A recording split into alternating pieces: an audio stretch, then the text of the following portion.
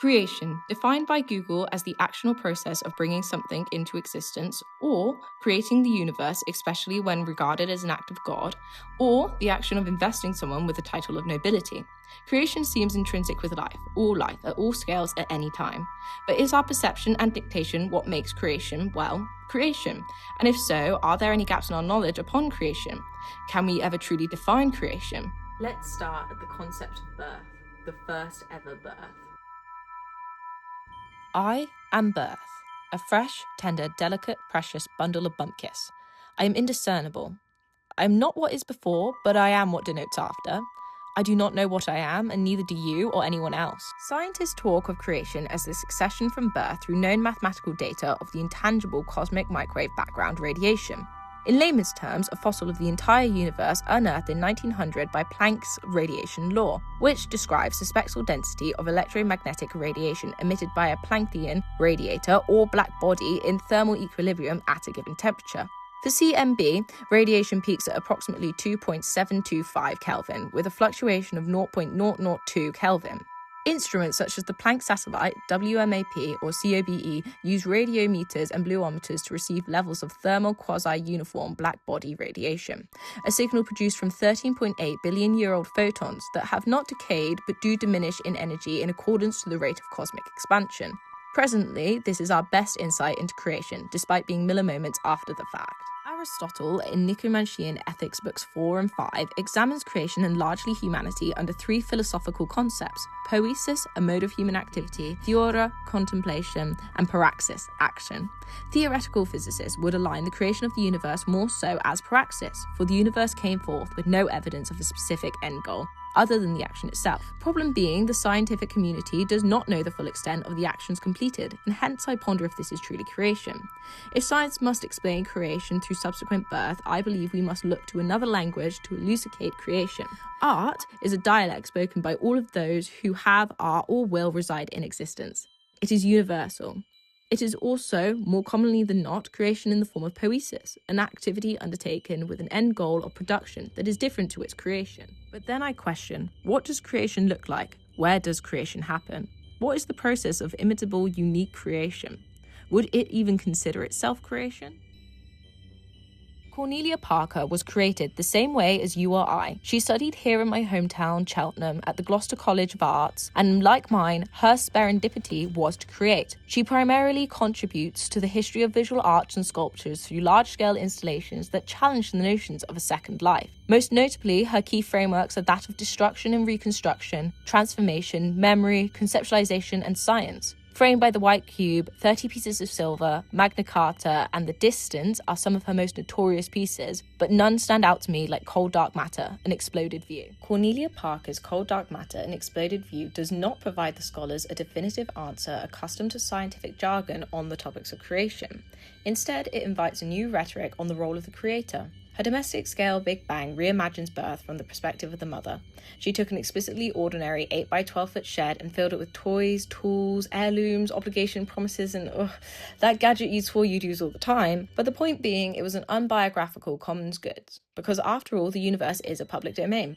Under the watchful eye of the noble British Army, she detonates the shed, capturing the event with mechanical optics that lent a way to resemble the shed as a final installation. And in doing so, she asks, what is the role of the creator? Does the creator have dictatorship over the creation? For to create a work of art is to create the world. So is Cornelia Parker now this installation's god? Albert Camus, Absurdist Philosopher, discusses this exact conflict of the role of a god. He argues humanity's irrational need for answers is only met by the universe's disobliging silence. Hence, to seek ultimate meaning is absurd. As the universe is chaotic and random, and our existence is not by design, it is meaningless. But that is not to say life should not persist.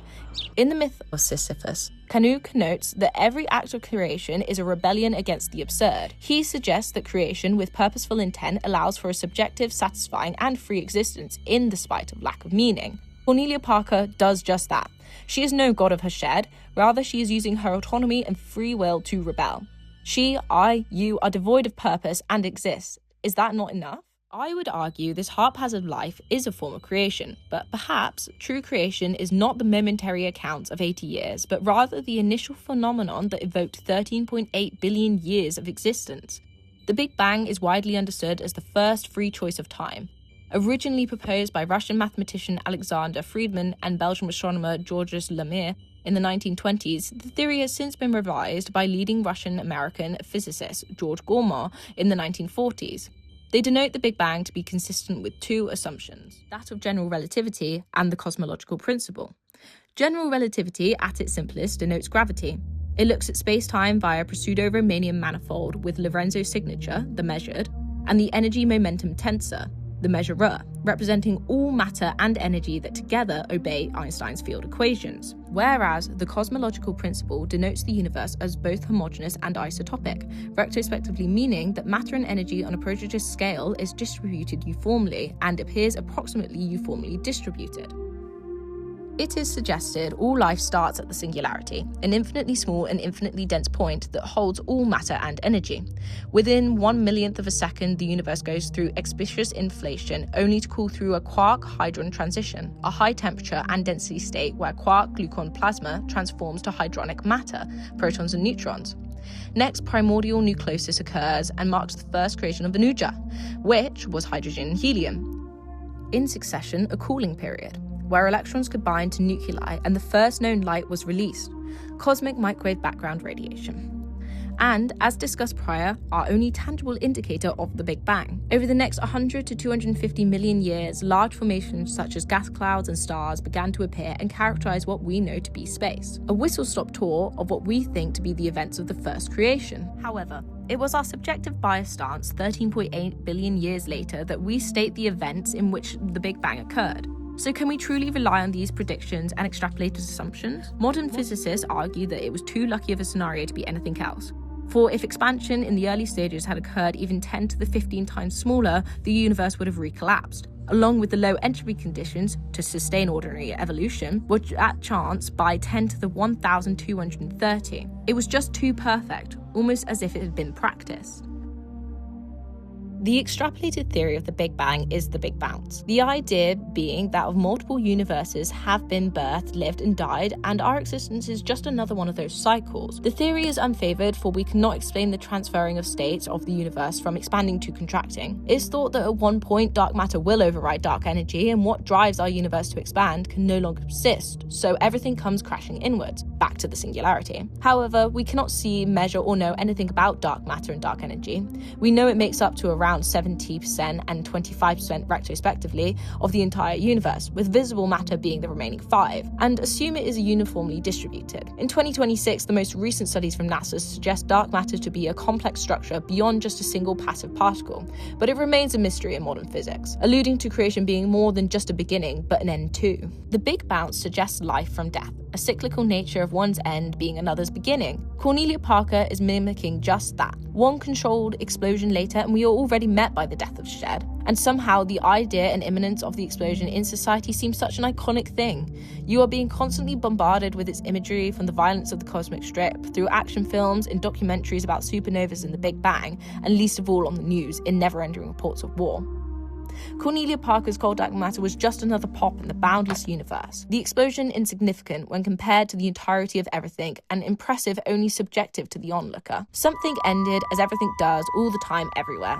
She, like the Big Bounce, performs creation as evolution. Nihilist belief allude that both cold dark matter and the Big Bang and any other action of creation are one and the same, and all lack intrinsic value. Humanity is considered just another insignificant pop in the universe, and hence its feeble attempts to muster fabrication is futile. Popular nihilist philosopher Friedrich Nietzsche states that any aim is lacking, and any answer to the question why is lacking.